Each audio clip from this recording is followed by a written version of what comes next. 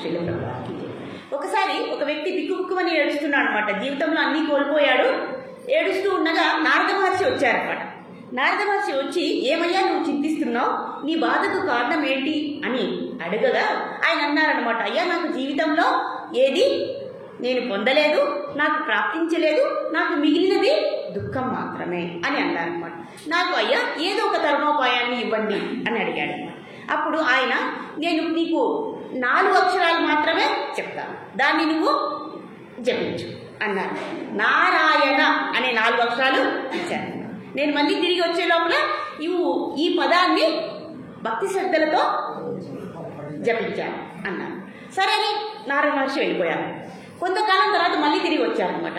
అయ్యా నీ జపం అనేది ఎంతవరకు వచ్చింది, శ్రద్ధగా ఆ మంత్రాన్ని జపిస్తున్నావా అని అడిగాడనమాట. అయ్యా నువ్వు ఎప్పుడైతే ఆ మంత్రాన్ని చెప్పావో, ఏ పదమైతే చెప్పావో అది అప్పటికి నేను విన్నాను, కానీ నాకేమీ,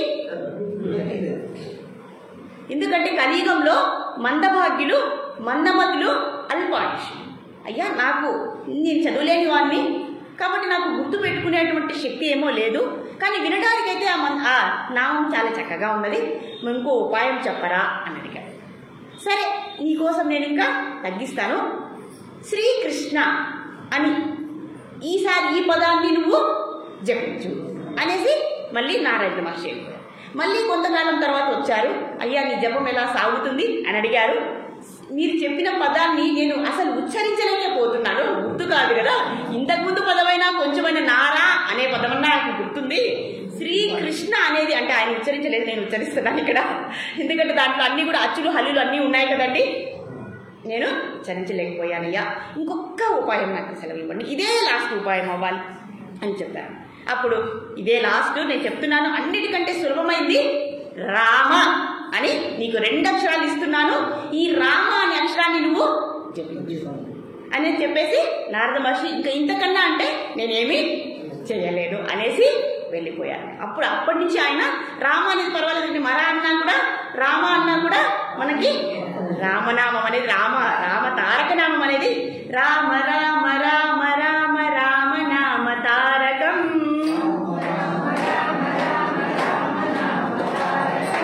రామకృష్ణ వాసుదేవ భక్తి ముక్తిదాయకం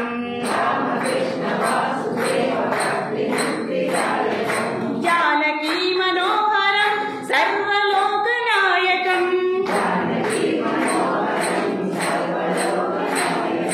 శంకరాది సేవ్యమాన పుణ్యనామ కీర్తనం శంకరాది సేవ్యమాన పుణ్యనామ కీర్తనం రామ రామ రామ రామ రామ నామ తారకం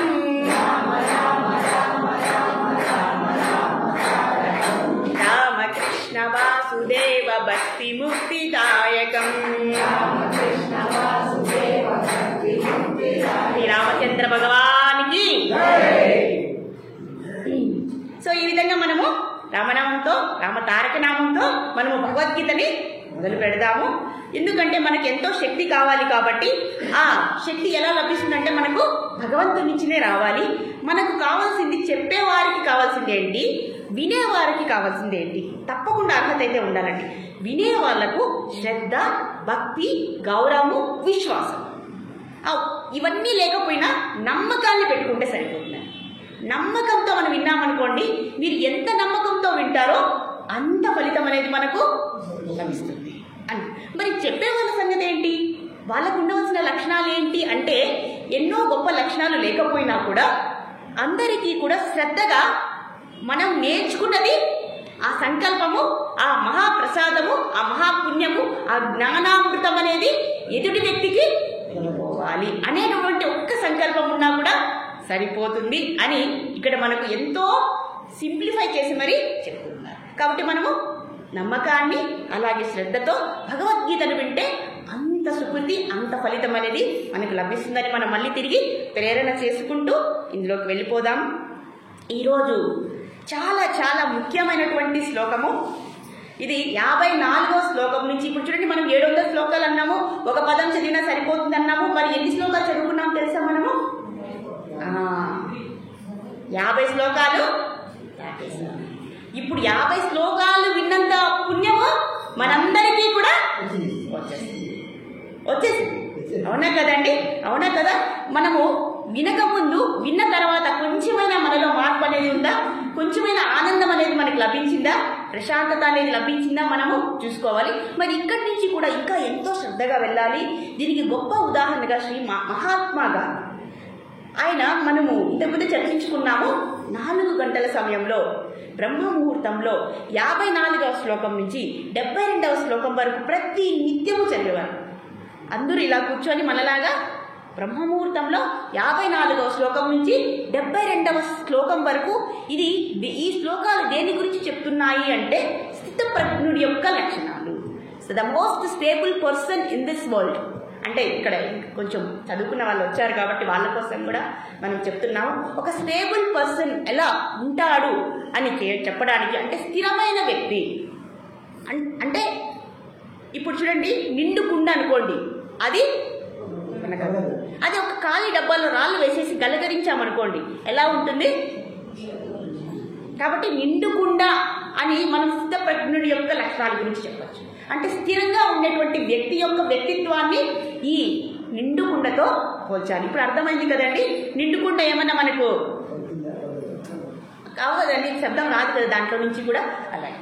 కాబట్టి స్థితప్రజ్ఞుడు ఎలా ఉంటాడు చూడండి, మనకు యోగాభ్యాసంలో సమాధి స్థితిలో ఉన్నటువంటి వ్యక్తి ఆ తర్వాత బయట వచ్చిన తర్వాత అదే వ్యక్తి యోగాభ్యాసం అంటే ఏంటి?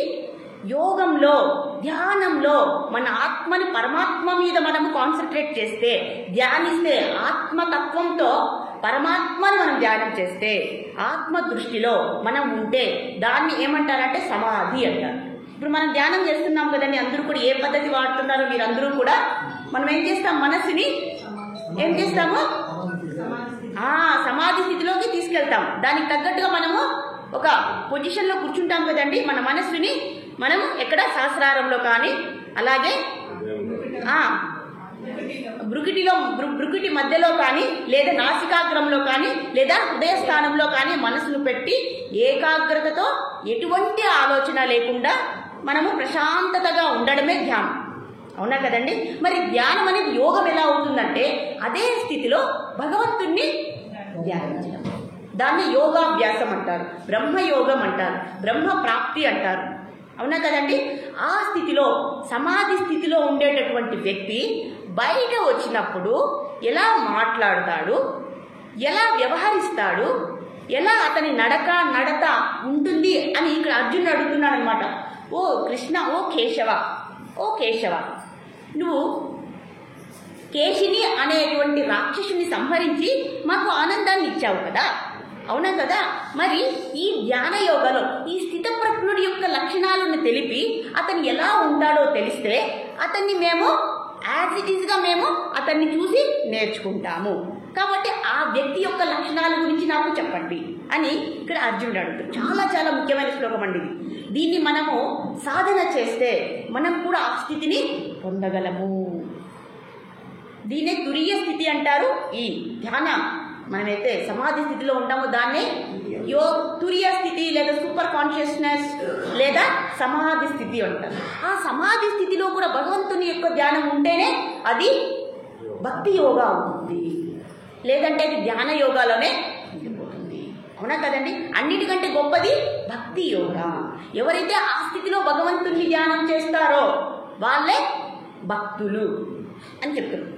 మరి ఇటువంటి స్థితిలో ఉన్నట్టు వ్యక్తి బయట మనలా ఇప్పుడు చూడండి, మనం బయటకు వచ్చిన తర్వాత ఎలా మాట్లాడతాము, ఎలా మనము నడుచుకుంటాము, ఎలా ప్రవర్తిస్తాము, ఎవరితో ఎలా నడుచుకుంటాము, ఎలా ఆలోచిస్తాము, ఎలా మన దైనందిక జీవితంలో ఉన్నటువంటి పనులను చేస్తాము, దీనికి ఒక మోడల్ వ్యక్తిని మాకు చూపించండి, అలాంటి వ్యక్తిని మాకు చూపించండి, అతన్ని చూసి మేము నేర్చుకుంటాము అని ఇక్కడ అర్జునుడు అడుగుతున్నాడు. ఆ శ్లోకాన్ని మనం ఇప్పుడు పఠిద్దాము.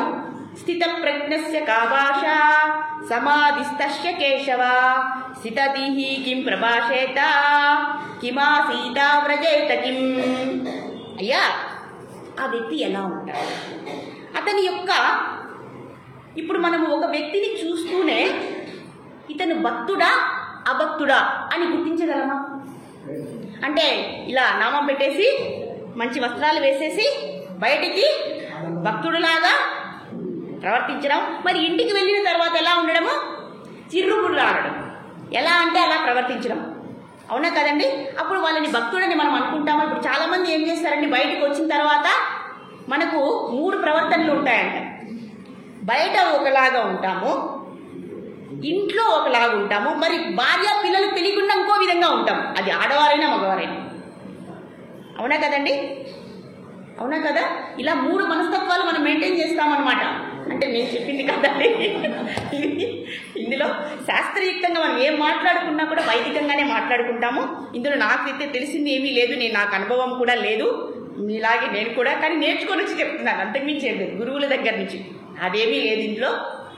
కాబట్టి అలా 3 ప్రవర్తనలు ఒకే మనిషిలో. మనం అపరిచితుడు సినిమా చూసాం కదండి, చూసాం కదా, అందరూ చూసాం కదా. ఒక్కొక్కసారి ఒక్కో రకంగా ఆయన మనస్తత్వం అనేది ఉంటుంది. మరి ఇది సరైనటువంటి మనస్తత్వమా? అవునా కదండి? అది అజ్ఞాని యొక్క మనస్తత్వం, అసురుల ప్రభావం, అసురుల మనస్తత్వం, అంటే అసుర స్వభావం. కానీ స్థితప్రజ్ఞుడు ఎలా ఉంటాడు? బయటకి ఒకేలాగుంటాడు, లోపల కూడా ఒకేలాగా ఉండేటటువంటి మనస్తత్వము. వాళ్ళని ఏమంటారు? ఇప్పుడు భక్తుడు అంటున్నాము. ఆ భక్తుడు ఇంట్లో ఎలా ఉన్నాడు, బయట ఎలా ఉన్నాడు, ఎవరినైనా సరే మనము చూస్తే ఒక అవగాహన వస్తుంది. వాళ్ళు మాట్లాడితే వాళ్ళ వాక్కు ఎలా మాట్లాడుతారు అనే దాన్ని బట్టి కూడా ఒక అంచనానికి వస్తాము. అలాగే ఎలా ప్రవర్తిస్తాడు, నడక వేరే, నడత వేరే. నడత అంటే ప్రవర్తన, మనతో ఎలా ప్రవర్తిస్తాడు, అలాగే ఎలాంటి పనులు చేస్తాడు, అతని పనులను బట్టి అతను ఎలాంటి వాడు మనం గుర్తించవచ్చు కదండి. ఉదాహరణకు మన ఉదాహరణలే వద్దు, వేరే ఉదాహరణ తీసేసుకుందాం. మనము ఇప్పుడు రావణాసురుడిని తీసేసుకుందాం. రావణాసురుడిని చూస్తూనే మనకు గుర్తుకొచ్చేది ఏంటి? సీతమ్మని అపహరించేశారు. తన యొక్క మనస్తత్వం తను చూస్తూనే ఒక ఐడియాకి వచ్చేసారనమాట. ఇంకా ఏమి ఉంది దానిలో? తన యొక్క మనస్తత్వం ఎలాంటిది చెప్పాలి. పరస్త్రీ లోలుడు, ఇంకా వెరీ గుడ్. అందులో కూడా మీరు తన భక్తిని కూడా చూశారు. అవునా కదండి? ఇంకా ఎలా ఉంటాడు? చాలా అహంభావం, అహంకారము, గర్వం అనేది ఉంది. అవునా కదా? ఇలా ఎన్ని రకాలు ఉన్నాయి చూడండి. అవునా కదా? ఆయన మాటలను బట్టి, ఆయన ప్రవర్తనను బట్టి మనం ఆయన యొక్క గుణగుణాలు అటువంటి ఎలాంటి వ్యక్తులే అని మనకు అర్థమైపోతుంది కదండి. అవునా కదా? ఇప్పుడు రాక్షసులు చూసామనుకోండి, వాళ్ళని చూస్తే మనకేమనిపిస్తుంది? మనకు భయం అనేది వేస్తుంది. ప్రశాంతత ఉంటుందా? ఆనందం ఉంటుందా? ఉండదు. అదే భక్తుని చూసామనుకోండి, అంటే ఇక్కడ చెప్పేది స్థితప్రజ్ఞుడి గురించి. ఆ స్థితప్రజ్ఞుడిని ఎప్పుడైతే మనం చూస్తామో మనకు ప్రశాంతంగా అనిపిస్తుంది. ఇప్పుడు మనం సాయిబాబాని, భగవాన్ని చూస్తే మనకి ఏమనిపిస్తుందండి? చాలా ప్రశాంతత, ఆనందము, భక్తి అన్ని పొరలిపో వస్తాయి కదండి. అవునా కదా? మరి ఆ హిరణ్యకశిపుని చూస్తే ఏమనిపిస్తుంది మనకి? అంటే రావణాసుని చూస్తే ఏమనిపిస్తుంది? భయము, ఇంకా అభద్రత. అవునా కదండి? అశాంతి, అధైర్యము. అవునా కదా? ఇవన్నీ మనకు వచ్చేస్తాయి. అప్పుడు స్థితప్రజ్ఞుడు అవునా కాదా అని మనం లెక్కించేయచ్చు కదండి. అంటే అతని మాటల ద్వారా, అతని యొక్క పనుల ద్వారా, వాక్కు ద్వారా అతని యొక్క మనస్తత్వాన్ని అంచనా వేసేయచ్చు. కాబట్టి ఇక్కడ స్థితప్రజ్ఞుడు ఎలా ఉంటాడు అని ఇక్కడ చెప్తుంటే అతని యొక్క వాక్కు ఎలా ఉంటుంది, అతని యొక్క నివాసము కూడా అండి. ఇక్కడ అతని యొక్క నివాసం ఎలా ఉంటుంది. ఇప్పుడు మనము లంకకి వెళ్ళామనుకోండి, అంటే రావణాసురుడు ఉన్నప్పుడు, ఇప్పుడు కాదు, రావణాసురుడు ఉన్నప్పుడు మనం వెళ్తే ఎలా ఉంటుంది తెలుసా అండి? రావణాసురుడి యొక్క భవనము ఒక రకంగా ఉంటుంది. ఆయన యొక్క తమ్ముడైనటువంటి విభీషణుడు, ఆయన చాలా రామభక్తుడు, ఆయన యొక్క ఇల్లు ఇంకొకలాగా ఉంటుంది. ఎప్పుడైతే రావణాసురుడు ఒకసారి విభీషణుని చూడ్డానికి వచ్చాడనమాట, ఏం చేస్తున్నారో ఒకసారి మన తమ్ముడు గారు ఏం చేస్తున్నారు చూద్దామని వస్తే ఆ రూమ్ అంతా కూడా రామ రామ రామ అని రాసుకున్నాడు అనమాట. ఏమని రాసుకున్నాడు? అదొక్కటే కాదు, రామ రామ అని చెప్తూనే ఉంటారనమాట విభీషణుడు. ఎంత మంచి గొప్ప భక్తుడు చూడండి విభీషణుడు. రావణాసుడికి ఎంత ఆశ్చర్యం వేసిందంటే, ఏం జరుగుతుంది ఇక్కడ? నువ్వేంటి నా శత్రువుని నువ్వు భజిస్తున్నావా, ధ్యానిస్తున్నావా? ఇలా మొత్తం గోడల్లో నువ్వు రామ రామ రాసుకుంటావు. ఆ పాడునామం నేనే పలికేస్తున్నాను. నేనేం చెప్పడం కదా, రావణాసుడు చెప్తున్నాడు. ఎందుకు రామ రామ అని రాసుకున్నావు? నేను ఇప్పుడు 3 సార్లు రామ రామ చెప్పేశాను.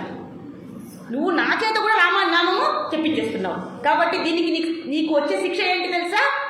శిరచ్ఛేదం అన్నాడు. అన్నయ్య గారు ఒక్క మాట మీరు ఎప్పుడు కూడా రాముని తలుచుకొని ద్వేషిస్తూ ఉంటారు కదా, అదే రాముని తలుచుకొని నేను కూడా ద్వేషిస్తూ ఉంటాను. ఎందుకంటే నేను ఎక్కడ చూసినా కూడా మీ శత్రువు యొక్క నామమే నాకు కనపడాలి అనేటువంటి భావంతో నేను రామ రామ రామ రామ రాసేస్తున్నాను.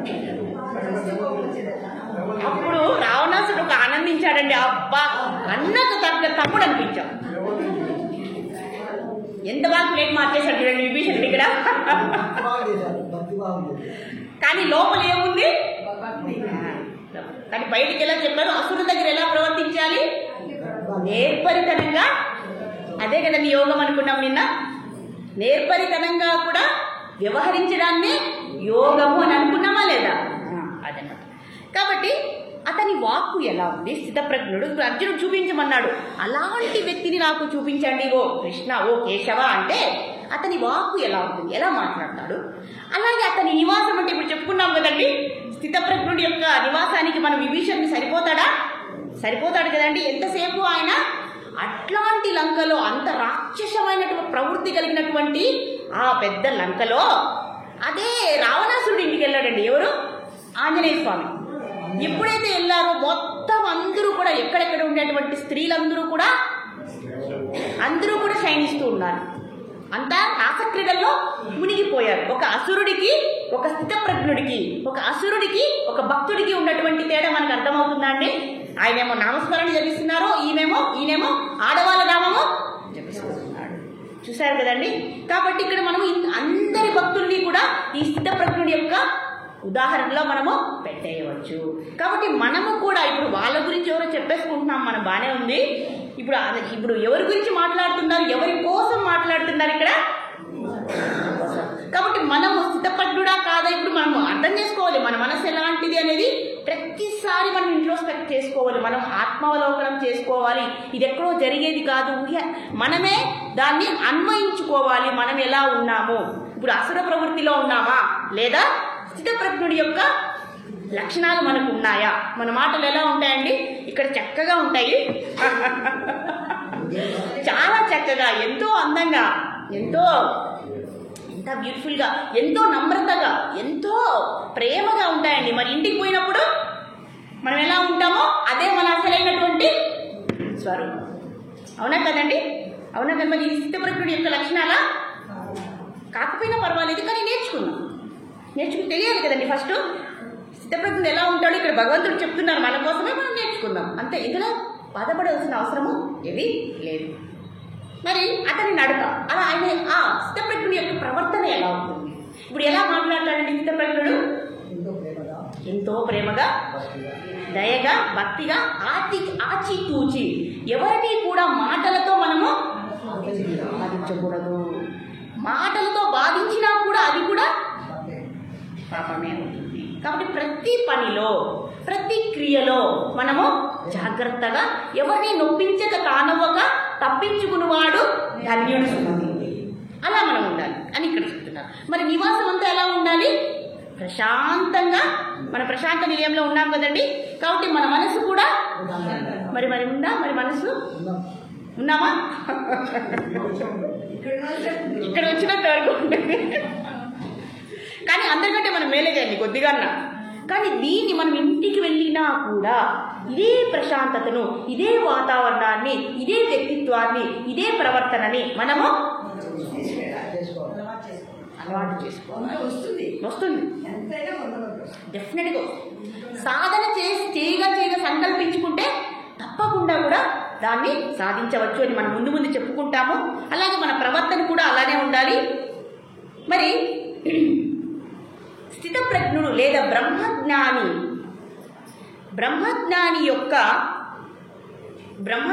చూస్తానే మనకి ఏమనిపిస్తుందంటే దైవత్వం అనేది ఉట్టిపడుతుంది. ఒక అతన్ని చూస్తానే మనకి ఏమనిపిస్తుంది? మహాభక్తుడు. ఇప్పుడు మన అమ్మగారిని చూస్తేనే మనకి ఏమనిపిస్తుంది? చూస్తేనే మనకు మంచి భక్తురాలు అనిపిస్తుందా లేదండి? అలా అనిపించాలి. ఆ ప్రవర్తన కానీ, నడవడిక కానీ చూస్తూనే మనకి ఆ ఛాయ, ఆ కాంతి, ఆ ప్రకాశం అనేది మన మొహంలో రావాలి, మన మనసులో కూడా రావాలండి. మన మనసులో రావడం కాదు, ఒక ముఖంలో రావడం కాదు, మన మనస్సులోనే ఉండాలి అని ఇక్కడ చెప్తూ మనసులో ఉంటేనే అది మన మొహంలో ప్రతిబింబిస్తుంది. కాబట్టి మనం దేన్ని మనం అందంగా పెట్టుకోవాలి? మన మనసుని, మన బుద్ధిని, మన ఇంద్రియాలని, మన చిత్తాన్ని మనం ఎలా పెట్టుకోవాలి? స్థిత ప్రజ్ఞతతో పెట్టుకోవాలి, స్థిరంగా పెట్టుకోవాలి అని ఇక్కడ చెప్తూ ఉన్నారు. కాబట్టి అజ్ఞానికి జ్ఞానంకి ఏమిటి తేడా అంటే, అజ్ఞాని ఎప్పుడు కూడా రజోగుణంలో, తమోగుణంలో ప్రశాంతత లేకుండా అశాంతిగా ఉంటాడు. మరి బ్రహ్మజ్ఞాని లేదా స్థితప్రజ్ఞుడు ఎలా ఉంటాడు? దైవత్వము, ప్రశాంతత, అలాగే భక్తి, ప్రేమ అన్నీ కూడా. కాబట్టి ఇది స్థితప్రజ్ఞుడికి అలాగే అస్థిత ప్రజ్ఞుడికి తేడా. ఈ లక్షణాలను మనం పెంపొందించుకోవాలి, తప్పకుండా పెంపొందించుకోవాలి. ఈ శ్లోకం చాలా చాలా ప్రతి ఒక్కరికి కూడా ముఖ్యమైంది అని చెప్తున్నారు అన్నమాట. కాబట్టి ఆ స్థితప్రజ్ఞుడు ఎలా ఉంటాడో మనం తెలుసుకుంటే, ఆ రహస్యాలని మనం తెలుసుకుంటే మనం కూడా దాన్ని పాటించవచ్చు అని ఇక్కడ చెప్తూ ఉంటారన్నమాట. అలాగే స్థితప్రజ్ఞుడు ఎప్పుడు కూడా తన యొక్క బుద్ధిని ఆత్మ యందు స్థిరంగా పెట్టుకుని ఉంటాడు. స్థితప్రజ్ఞుడి యొక్క ఇంకొక నిర్వచనం ఏంటంటే, స్థితప్రజ్ఞుడు అనేటువంటి వ్యక్తి ఎప్పుడు కూడా ఆత్మ దృష్టితోనే చూస్తాడు. తన బుద్ధిని ఆత్మలో పెట్టుకుని ఉంటాడు. ఇక్కడ మనసుని, అదే అస్థిత ప్రజ్ఞుడు ఎలా ఉంటాడంటే, తన యొక్క మనసుని ఎంతసేపు కూడా ఆత్మయందు ఉంచకుండా ఎంతసేపు బాహ్య విషయాలపైన, ఇంద్రియాలపైన, వస్తుభోగాలపైన, విషయాల మీద అతను ఆ బుద్ధిని బయట పెట్టుకుంటూ ఉంటాడు. ఇదే స్థితప్రజ్ఞుడికి అస్థిత ప్రజ్ఞుడికి తేడా. కాబట్టి మనము మన మనస్సు అనేది బహిర్ముఖంగా వెళ్తుందా, అంతర్ముఖంగా వెళ్తుందా, మనం ప్రతిసారి కూడా పరీక్షించుకోవాలి. ఎప్పుడు మన మనసు ఏమి కోరుకుంటుంది? ఒకసారి మనం మనల్ని కళ్ళు మూసుకొని ఎవరూ లేనప్పుడు మనము ఈ సాధన, ఈ పరీక్షను ఒక్కసారైనా రోజుకు చేసుకోవాలి. నా మనసు ఏమి అడుగుతుంది అనేది మనము ఆత్మ మీద ఉందా, ఎంతసేపు బయటి సుఖాల కోసము ప్రాకులాడుతుందా అని మనం ప్రతిసారి కూడా పరీక్షించుకోవాలి అని ఇక్కడ చెప్తున్నారు. వాళ్ళే అస్థిత ప్రజ్ఞులు అని అంటారు. కాబట్టి వాళ్ళ యొక్క బుద్ధి, ప్రజ్ఞ అంతా కూడా ఆత్మ యందు పెట్టేవాళ్ళనే స్థిత ప్రజ్ఞుడు అంటారు. అంటే మన బుద్ధి, మన మనస్సు, మన ఇంద్రియాలు అన్నీ కూడా ఆత్మస్థితిలో పెట్టాలి. ఎందుకు ఆత్మస్థితిలో పెట్టాలి అంటే, మనకు లభించేటటువంటి ఆనందం అంతా కూడా ఆత్మలోనే ఉంది అని చెప్తున్నారు. మళ్ళీ దీన్ని మనము ప్రూవ్ చేసుకుంటాం. కానీ అస్థిత ప్రజ్ఞుడు ఏం చేస్తాడు? మనసుని ఆత్మయందు ఉంచకుండా ఎంతసేపు శబ్ద, స్పర్శ, రూప, రస, గంధ, ఎంతసేపు తినాలి, తాగాలి, పడుకోవాలి, అది కావాలి, ఈ భోగం నేను అనుభవించాలి, ఇక్కడికి వెళ్ళాలి, అవన్నీ చూడాలి, ఇవన్నీ నాకు కావాలి అని అనుకుంటూ ఉంటాడు. ఇది అస్థిత ప్రజ్ఞ యొక్క లక్షణము అని ఇక్కడ భగవంతుడు ఈ రెండింటి మధ్య తేడా చెప్పేశారు. స్థితప్రజ్ఞుడు ఎప్పుడు కూడా బాహ్య విషయాల కోసము పరితపించడు. స్థితప్రజ్ఞుడు బ్రహ్మజ్ఞాని. ఆయనకు తెలుసు ఆనందం అనేది బయట ఎక్కడా లేదు అని ఆయనకు తెలుసు. కాబట్టి ఆయన ఆత్మయందే ధ్యానించుకుంటూ ఉంటాడు. ఎందుకంటే ఆత్మలో పరమాత్మ తత్వం ఉంది కాబట్టి, బ్రహ్మానందం ఉంది కాబట్టి. సరే, ఒక్క టెస్ట్ అండి. ఇందులో మనం చెప్పేసాము, బాగానే ఉంది. మరి ఆనందము, ప్రశాంతత ఎలా దొరుకుతుంది? బాహ్య విషయాల మీద పోనివద్దు అంటున్నారు మనసుని. మరి బాహ్య విషయాల మీద పోనివ్వకుండా మనస్సుని అంతర్ముఖంగా పెడితే మనకు ప్రశాంతత దొరుకుతుందా? కోరికలు లేని స్థితిలో మనసుని ఏం చేయాలి? ఆత్మ యందు పెట్టేయాలి. మనం ఒకసారి అది కూడా మనము సాధన చేయవచ్చు. ఎప్పుడైతే మనం కళ్ళు మూసుకుంటామో మన మనస్సుని ఎక్కడికి పోనివ్వకుండా ఆత్మస్థితిలో పెట్టడానికి మనం ప్రయత్నించాలి. ఇలా సాధన చేస్తే మరి కోరికలను ఒకరు క్వశ్చన్ అడిగారండి నన్ను ప్రశ్న, మరి కోరికలు ఎలా అధిగమించాలి, కోరికను ఎలా తగ్గించుకోవాలి? ఇది కదా మేము వస్తుంది. కనీసం మనకు ఆ ప్రశాంతత ఉంది అనేది మనకు అనుభవంలో కావాలంటే మనం ఏం చేయాలి? ధ్యానం చేయాలి. ఎలా చేయాలి? మనసుని ఏ విషయం మీదకి పోనివ్వకుండా ఆత్మస్థితిలో ఉంచుకొని ధ్యానం, అభ్యాసం, సాధన చేయాలి. అప్పుడు మనకు ప్రశాంతత ఉంటుంది కదండి. ఇప్పుడు ఏది వద్దనుకుంటే మన మనసు ఎంత ప్రశాంతంగా ఉంటుందండి. అవునా కదా? ఈరోజు నేను ఎటువంటి పని చేయకుండా, ఎటువంటి కోరిక లేకుండా ఉన్నాను అనుకోండి, అప్పుడు నాకేమనిపిస్తుంది? నాకు ఏ నగలు వద్దు, నాకు ఏ ఆస్తి వద్దు, నాకు ఉన్నది చాలు అని నేను అనుకున్నాను అనుకోండి, నాకు ప్రశాంతత కాదండి. లేదా పొద్దున్నే లేస్తే నాకు ఇది కావాలి, అది కావాలి, అది కావాలి అంటే మనకేమనిపిస్తుంది? కష్టం అనిపిస్తుంది కదండి. అవునా కదా? మరి వీళ్ళందరికీ ఉన్నాయి, నాకు లేదే అని నేను అనుకున్నాను అనుకోండి, నాకేమనిపిస్తుంది? నేనే మాట్లాడుతున్నా, మీరు మాట్లాడట్లేదు. అంటే నేను ఎందుకు మాట్లాడండి అని అంటున్నానంటే మీరు ఎలా స్పందిస్తున్నారో నాకు అర్థం కావట్లేదు. అంటే ఇది అనుభవపూర్వకంలోకి రావాలి. ఎంతసేపు మనసుని ఆత్మయందు పెట్టు, మనసుని ఆత్మయందు ఉంచు అని అంటున్నారే కానీ దాని యొక్క అనుభవం మనకి ఎలా తెలుస్తుంది? పెట్టనే కదండి. మీరు కళ్ళు మూసుకొని ఒక్క 30 సెకండ్స్, ఒక 30 సెకండ్స్ అలా ధ్యానం చేసి చూడండి. లేదండి మా మనసు వెళ్ళిపోతుంది అంటారా? ఇది సాధన తప్పకుండా చేయాలి. మొదట్లో 30 సెకండ్లు, 10 సెకండ్లు, 30 సెకండ్లు, 20 సెకండ్లు, 30 సెకండ్లు, 40 సెకండ్లు, 1 నిమిషం ఇలా సాధన చేసి చూడండి. రోజు కూడా మీకు దైనందిన జీవితంలో మనకు అన్ని పనులు ఉన్నాయి, మేము చేయలేము అనుకుంటే నిద్ర లేస్తూనే లేదా పడుకునే ముందు ఈ సాధన చేయాలి. అప్పుడు ఏం పనులు ఉండవు కదండి మనకు. అలా సాధన చేసుకోండి, చూద్దాము మనకు ప్రశాంతత అనేది అక్కడ ఉందా లేదా ఫస్ట్ మనం టెస్ట్ చేయాలి కదండి. ఇక్కడ చెప్పారు మనసుని ఎక్కడికి పోనివద్దయ్యా, నీ ఆత్మలో పెట్టు అన్నారు.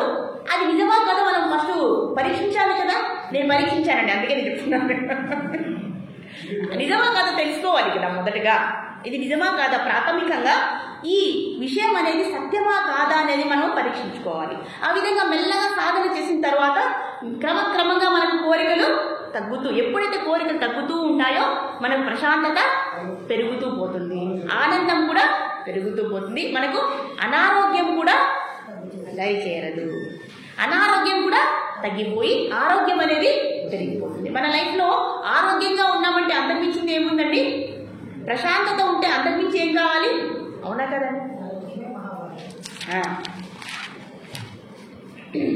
ఇక్కడ నెక్స్ట్ శ్లోకంలో చెప్తున్నారు, మనం నెక్స్ట్ శ్లోకంకి వెళ్ళిపోదాము.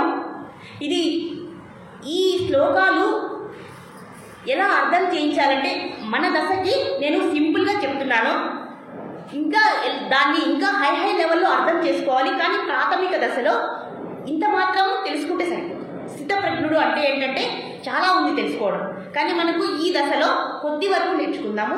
మళ్ళీ క్రమక్రమంగా ఆ దశని పెంచుకుంటూ పోదాం. ఇక్కడ శ్రీ భగవాను వాచ ప్రజాపతి యదా కామాన్ సర్వాన్ పార్థ మనోగతన్ ఆత్మన్యేవాత్మనా తుష్టా స్థితప్రజ్ఞస్య తదోచ్యతే. ఇది స్థితప్రజ్ఞుడి యొక్క 2వ శ్లోకం అండి. ఇంతకుముందు చెప్పుకునేది స్థితప్రజ్ఞుడు ఎలా ఉంటాడు అంటే మనం తెలుసుకున్నాం 1వ శ్లోకంలో. ఇప్పుడు 2వ శ్లోకంలో ఇంకా స్థితప్రజ్ఞుడు ఎలా ఉంటాడు అనేది మనం ఇక్కడ తెలుసుకుంటున్నాము. దీనికి సంబంధించినటువంటి ఒక కథ చెప్తాను, అప్పుడు మనకి బాగా అర్థమైంది స్థితప్రజ్ఞుడు ఎలా ఉంటాడు. ఇంతకుముందు మనం రంతిదేవుడి గురించి చెప్పుకున్నాం కదండి.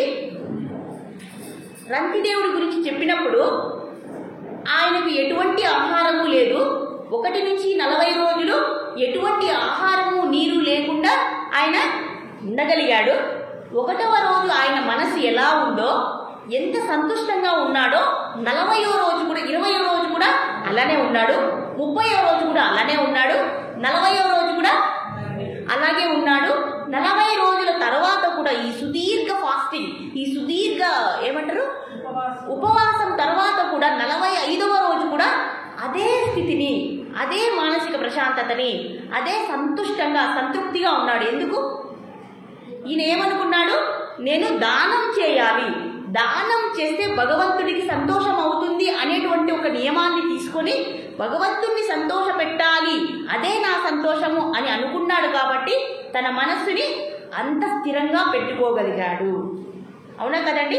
కాబట్టి 10వ రోజు 20 రోజు 30 రోజు 40 రోజు ఇంకా ప్రాణం పోతుంది అనగా కూడా అలానే ఉంది. అదే స్థితప్రజ్ఞుడి యొక్క ఉదాహరణ. అలానే ఉంటాడు స్థితప్రజ్ఞుడు. మనమైతే 1 రోజు ఆహారం లేకపోతే ఎలా ఉంటామండి? మరి 10వ రోజు ఉంటామా? ఈ శరీరం ఏమో తెలియదు కానీ మానసికంగానే మనము అవునా కదండి. ఇప్పుడు కూడా మన ఆహార నియమాలు చూస్తే చాలా మంది ఒక పూట తింటారు. అవునా కదండి. చాలా ఆశ్చర్యం వేస్తుంది. అంటే దాని యొక్క అర్థం ఏంటి? మేము 3 పూట్ల తిన్నా కూడా ఇంకా ఆకలి ఆకలి అనిపిస్తుంది. కానీ 1 పూట 2 పూట్ల లిమిట్గా తినేవాళ్ళు కూడా ఉన్నారు. మరి వాళ్ళు ఎలా ఉండగలుగుతున్నారు, మనం ఎలా ఉండలేకపోతున్నాము? ఎందుకంటే వాళ్ళ మనసు అనేది స్థిరంగా ఉంది, వాళ్ళ మనసు అనేది దృఢంగా ఉంది, ఒక మంచి సంకల్పంలో ఉంది. కాబట్టి వాళ్ళు స్థితప్రజ్ఞతనే చూపిస్తూ ఉన్నారు. వాళ్ళు బతుకుతున్నారు, మనము బతుకుతున్నాం. మనమేమనుకుంటాం, అదే అదే అక్కడే చూపిస్తున్నాను ఉదాహరణ. అవునా కదా, అందరికి తెలిసిందే కదా అమ్మగారు. నేను అది తలుచుకుంటేనే నాకు ఇంకా ఎక్కువ ఆకలి వేసేస్తుంది అనమాట. మరి వాళ్ళ మనస్సుని ఎంత దృఢం చేసుకున్నారు. అలాగే కదండి ఇక్కడ రంతిదేవుడు చేసిన పని. మరి ఆయన ఎలా ఉండగలిగాడు? అదే సంతోషంగా ఉన్నాడు. ఎందుకంటే భగవంతుని సంతోషపెట్టడమే నాకు సంతోషము అని దృఢమైన భావన చేశాడు. కాబట్టి మైండ్ని స్ట్రాంగ్గా పెట్టుకున్నాడు. కాబట్టి సంతోషంగా స్థిరంగా ఉండగలిగాడు. ఇది స్థితప్రజ్ఞుడి యొక్క లక్షణం. ఈ ఉదాహరణ మనం చూపించవచ్చు. ఇంకా ఏం చెప్తున్నారు ఇక్కడ చూద్దాము.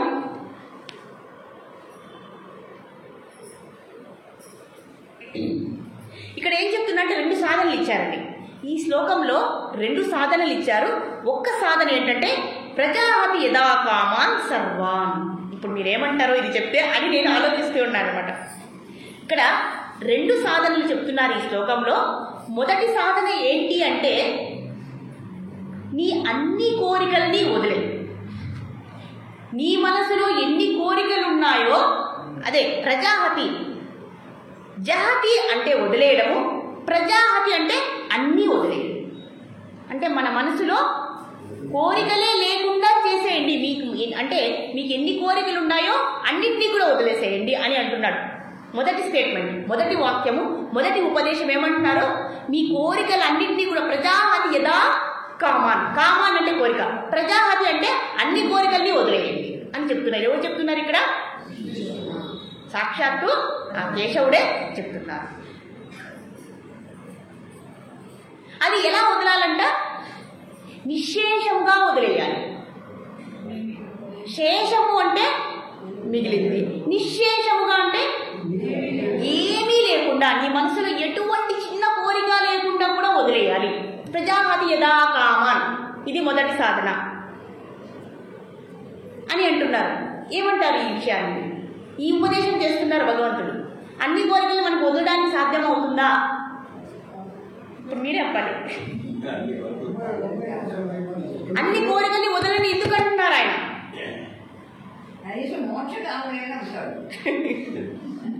ప్రజాపతి యదా కామాన్ సర్వాన్, అన్ని వదిలేయండి అయ్యా అంటున్నారు. సర్వాన్ కూడా అంటే సర్వాన్ అంటే అన్ని వదిలేయండి అయ్యా అంటున్నారు. చూద్దాం ఎందుకు చెప్తున్నారు, మళ్ళీ చూద్దాం భగవంతుడు ఏం ఉపదేశం చేస్తారో, ఆయన ఎందుకు ఇలా మాట్లాడుతున్నారో. అవునా కదండి? మీరు ఏమి కోరికలు పెట్టుకోవద్దంటే ఏమని అనిపిస్తుందండి మీకు? వెంటనే కోపం వస్తుందా? మరి ఈ ఉదాహరణలు ఏమని చెప్తారు? అగ్ని, అగ్గి అగ్గి అని ఎందుకు ఇక్కడ చెప్తున్నారంటే, ఇప్పుడు మనము ఒక భోగి వేసాము, సంక్రాంతి భోగి అంతా ఆపేసాము, ఇంకా ఒక నిప్పు కణం ఉందండి. అది ఏం చేస్తుంది తెలుసా? మళ్ళీ రగుతుంది. మరి దాన్ని అలానే ఉండనిద్దామా? నెక్స్ట్ రుణము, అప్పు. అప్పును ఏం చేయాలంట? ఎట్లా తీర్చాలి? అబ్బా ఎంత బాగా చెప్తున్నారండి ఈరోజు. నాకు సంతోషం చేస్తున్నారు మీరు నిజంగా. నేను చెప్పేది ముందే మీరే చెప్పేస్తున్నారు. నిశ్శేషముగా వదిలేయాలి. దేన్ని వదిలేయాలి? అప్పును. మనం చేసినటువంటి అప్పుని ఎందుకు వదిలేయాలి? అప్పు చేసి పారిపోదాం, ఏముంది, ఐపీ పెట్టేద్దాం, వెళ్ళిపోదాం. మై గాడ్, యూట్యూబ్లో పెట్టినారు. అప్పును చేద్దాము, ఐపీ పెట్టేద్దాము, వెళ్ళిపోతాం, అయితే చెక్కేద్దాం. ఏమవుతుంది? దానికి తగ్గటువంటి శిక్ష పడడంతో పాటు ఏ జన్మలో అయినా సరే అప్పుని తీర్చాలి. ఎంత అప్పు తీర్చాలంటే ఇప్పుడు 10,000 కొట్టామనుకోండి, 30,000 తీర్చాలి. అంటే 30,000 అంత కష్టము మనము పడాలి. ఆ కష్టం వదిలి ఇప్పుడే ఆ అప్పుని నిశ్శేషముగా తీర్చేయాలి. అంటే ఒక్క రూపాయి కూడా అప్పు లేకుండా తీర్చివేయాలి అంటున్నారు. మరి ఇంకో ఉదాహరణ రోగం. ఇప్పుడు మనకి ఏదైనా జబ్బు చేసింది అనుకోండి, మనం టాబ్లెట్స్ తీసుకుంటాము, బాగా తగ్గిపోయింది, ఇంకా కొంచెం మంది వదిలేద్దామా? ఆ కొంచెం ఏం చేస్తుందండి? అంటే ఈ ఉదాహరణ ఇప్పుడు ఎందుకు ఆ సాధన చెప్పారు? ప్రజాపతి యదా కామాన్ సర్వాన్ అని ఎందుకు అన్నాడో భగవంతుడు ఊరికి ఏ ఉపదేశము చేయరండి. అర్థమవుతుంది కదండి. కష్టంగా ఉందేమో, ఈ కష్టం లేదు కదా. ఈ కష్టం అయితే ఇంకా సింప్లిఫై చేద్దాము. నేను ఎంతో ప్రయత్నం చేస్తున్నాను. కాబట్టి రోగాన్ని ఏం చేయాలి? మనము పూర్తిగా నయం చేసుకోవాలి. లేదంటే మళ్ళీ తిరిగి వచ్చి ఈసారి వచ్చినప్పుడు ఎలా వస్తుంది తెలుసా అండి? డబల్గా తిరిగి వస్తుంది. అంటే ఆ వైరస్, ఆ క్రిమి అది ఇంకా బలమైపోయి వచ్చేస్తుంది. కాబట్టి మొదట్లోనే మనం ఏం చేయాలి, ఆ రోగాన్ని విశేషంగా తగ్గించాలి, పూర్తిగా తగ్గించుకోవాలి అని చెప్తున్నారు.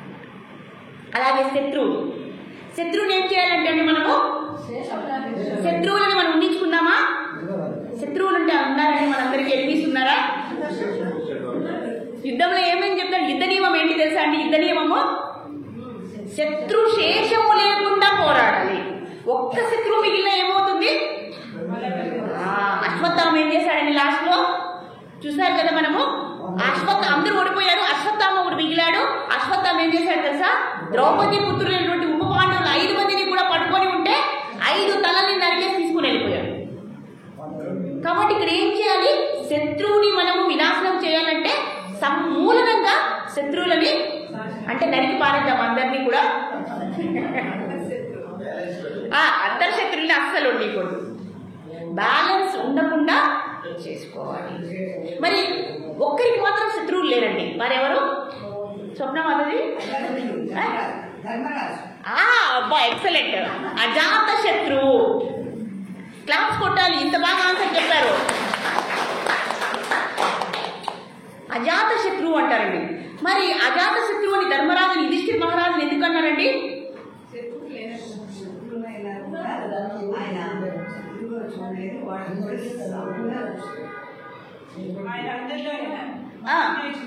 Very good. ఇంకా ఏమైనా చెప్తారు? అవును, నేను ఎంతసేపు నేను వాగడం కాదు, మీరందరూ చెప్తే చాలా అందంగా ఉందండి. ఎంత నా చెవులకి ఎంతో వినుల విందుగా ఉందన్నమాట. It's like just like festival. సిద్ధపరచుకున్నాడు. Very good. యుధిష్ఠిర, ఆయన పేరు ఇంకొక పేరేంటి? యుధిష్ఠిర. స్థిర అంటేనే యుద్ధంలోనే కదా, ఎల్లవెల్లా ఆయన స్థిరంగా ఉంటారు అన్ని కాలాల్లో.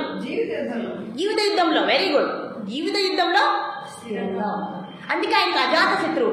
అంటే అజాత శత్రువు అని ఎందుకు అన్నారంటే, ఇప్పుడు కౌరవులందరూ కూడా శత్రువులే కదండి, మరి ఎందుకు ఆయన్ని అజాత శత్రువు అన్నారు? శత్రువులు లేరు అంటున్నారు. ఎందుకు లేరు? 100 మంది ఉన్నారు కదా, మరి ఎందుకు అన్నారు?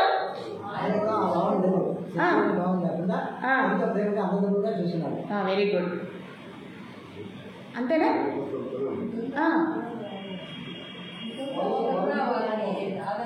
Very good. అందరూ జమ్స్ అయిపోతున్నారండి ఇక్కడ. అంటే ఈ 100 మంది కూడా యుద్ధం ముందు యుద్ధం తర్వాత కూడా ఈ 100 మంది యుధిష్ఠిర మహారాజుని శత్రువు అనుకుంటున్నారు, కానీ ఈయన ఎవరిని శత్రువుగా భావించలేదు కాబట్టి ఆయన్ని అజాత శత్రువు అని అంటారు. అలాగే స్థిరంగా ఉన్నాడు కాబట్టి, స్థిత ప్రజ్ఞుడిగా ఉన్నాడు కాబట్టి యుధిష్ఠిర స్థిర అని అన్నారు. ఇంకెవరిని అనలేదండి ఇక్కడ. అవునా కదండి? ధర్మరాజు ఒక్కనే అన్నారు. సో మనం ఎక్కడికి వెళ్ళిపోయాము, మళ్ళీ వచ్చేద్దాము. రాగము అంటే ఏంటి? రాగము తాళము అవి కాదు. దేని మీదైనా కూడా ఏం చేయాలి? ప్రేమని ఉంచుకోకూడదా? మరి భగవంతుడే ప్రేమే దైవం అని అంటారు కదా, మరి ప్రేమించకూడదా?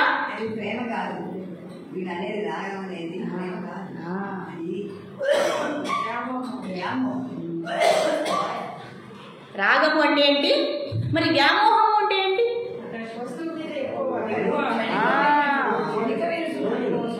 సంతోషం అంటారు. మళ్ళీ ప్రేమ అంటే మాత్రం ప్రేమలో సంతోషం వేరు, ప్రేమ వేరు. సంతోషం తాత్కాలికం, ప్రేమ అనేది శాశ్వతం. సో ఇక్కడ రాగం అంటే అతి వ్యామోహము. ఏ వస్తువు మీదైనా, పదార్థం మీదైనా, వ్యక్తి మీదైనా కూడా అతి వ్యామోహము అస్సలు పట్టురాదు. కాబట్టి ఏ వస్తువు పైనైనా, ఏ పదార్థం మీద మనం చూసాం కంటే ఏ వస్తువు ఏమైపోతుందో చూసాం కదా. పువ్వు ఒకటే ఉంది, శరీరము ఒకటే ఉంది. మరి పువ్వుకి శరీరంకి అస్తి జాయతే, పరిణమతే, అపక్షీయతే, వినశ్యతే అయిపోయింది కదా. అందుకే పెట్టుకోవద్దు అంటున్నారు. ఇప్పుడు ఎందుకంటారు ఉపదేశం ఎందుకు చేశారు? ఇప్పుడు అర్థమైంది కదా మనకు. ఇంకా ఏమని అంటున్నారు? ఉదాహరణలు ఎన్నో ఇచ్చారండి. విషము ఒక్క చుక్కైనా ఏం చేస్తుందండి? పాముకు విషము. పాము ఎంత విషాన్ని మనలోకి చొప్పింపజేస్తుంది? ఒక చుక్క. మరి ఒక్క చుక్క ఇంత శరీరాన్ని ఏం చేస్తుంది? పాలల్లో ఇంత విషం వేసినప్పుడు ఏమవుతుంది? మొత్తం విషం అయిపోతుంది. కాబట్టి ఆ మొత్తం విషాన్ని కూడా మనం ఏం చేయాలి? ఈ విషము అని ఇక్కడ ఎందుకన్నారంటే మన జీవితంలో కూడా విషము అనేటటువంటి తత్వాన్ని తీసివేయాలి. అంటే దుఃఖము, ఇక్కడ విషం కింద ఏమేమి రావచ్చు చెప్పండి. ఇప్పుడు మీరందరూ కూడా చాలా తెలివైన వాళ్ళు అయిపోయారు, జ్ఞానం బాగా వచ్చేసింది. దుఃఖము, అశాంతి, కోరికలు, అబ్బా వెరీ గుడ్, గర్వము, అహంకారము, మమకారము, కామము, ఆర్షడ్ వర్గాలన్నీ మా ఎక్సలెంట్ స్టూడెంట్ చెప్పేసింది. వీటన్నీ కూడా దేని కింద వస్తాయి కాబట్టి మొత్తం తీసేద్దామా వీటిని. అంతర్శత్రువులు మొత్తం తీసేద్దాం, త్రిగుణాలు మొత్తం తీసేద్దాం, ఇవన్నీ కూడా ద్వంద్వాలు, ఇవన్నీ కూడా తీసేద్దాం. ఇవన్నీ కూడా విషముతో సమానము. అందుకే భగవంతుడు ఎప్పుడు ఇవ్వడండి, దైవత్వం వచ్చేసినట్లే కదండి. అవునా కదా? ఇప్పుడు అర్థమైంది కదండి. ప్రజాపతి దా కామాన్ సర్వాన్. ఇప్పుడు అర్థమైంది కదా ఎందుకు ఆయన ఉపదేశం చేశారు. మొదటగా మనకి ఏమనిపిస్తుంది, ఏమి ఇంత కఠినాత్ముడు ఇన్ని చెప్పేస్తున్నాడు, అన్ని కోరికలు తీసేస్తే మేమేమైపోవాలయ్యా, మాకు కోరికలే ఆనందాన్ని ఇస్తున్నాయి, ఇంకేది ఇవ్వట్లేదు. నువ్వు కోరిక ఇస్తావా వెళ్ళిపోతావా, మా కోరికల్ని మేమే తీర్చేసుకున్నాం. ఇప్పుడు మీ అందరికీ ఆమోదయోగ్యంగా ఉందా? ఊరికే చెప్పకండి,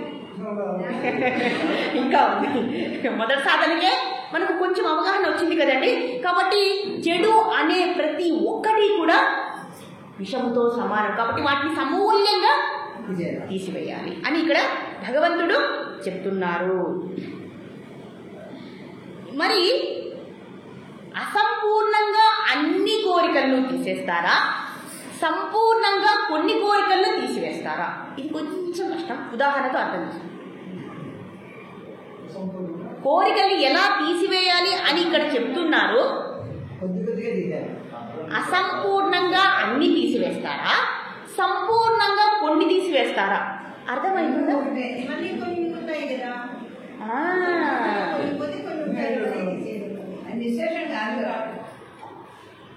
అదే అన్నారు, మీ కోరికలను ఎలా తీసివేయాలంటే ఇంకో రకంగా చెప్తున్నారు భగవంతుడు.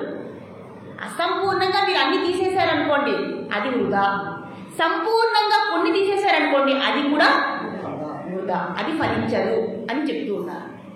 మోక్ష ప్రాప్తికి ఇప్పుడు మనం ఎందుకు చెప్తున్నారు, మీరు ఈ విధంగా చేస్తే మీకు మోక్షం వస్తుంది అని చెప్తున్నారు భగవంతుడు. ఇప్పుడు బియ్యంలో రాళ్ళు ఉన్నాయనుకోండి, బియ్యంలో రాళ్ళని మనం ఏం చేయాలి, సంపూర్ణంగా ఏరివేయాలా, కొన్ని పెట్టేసుకున్నామా, అన్నంలో చాలా బాగుంటాయి నంజుకోను, అవునా కదండి. మన పళ్ళకు గట్టిదనం అనేది బాగా వస్తుంది కదండి, కాల్షియం బాగా పడుతుంది మనకి.